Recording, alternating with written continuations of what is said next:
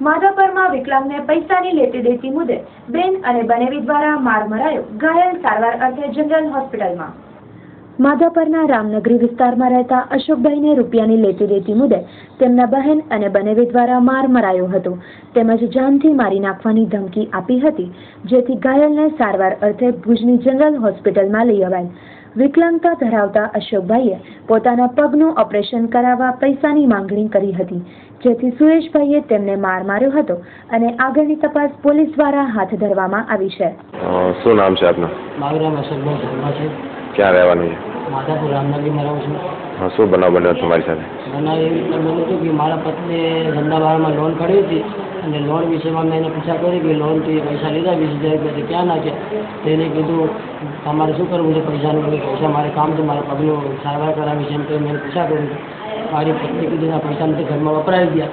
તો મેં મારી બેનને કીધું કે બેન કોઈ 20,000ની લોન કરાવી દીધી ને 15 દિવસમાં પૈસા ક્યાં ગયા 20,000 રૂપિયા? એટલે મને ડાઉટ છે તમે પૂછ્યું મારી બેન અને મારા બેનવી અને એના 2 બાળકો ઉશ્કેરાય મને 4 જણાએ મુઠ માર અને મારી આખરી લેશે એ મારી અને મને એમ પણ કીધું છે કે લગડા અને તું સારી રીતે રહેવો તો રહે ને કે હવે તું આવશે દવાખાને છૂટે તને પૂરું પર કરી નાખશે। મને જ્યાંથી માના ધમકી પડી છે। હંસાબેન સુરેશભાઈ શર્મા મારા બનેવી છે। હંસાબેન મારી બેન છે નાની અને એના 2 બાળકો।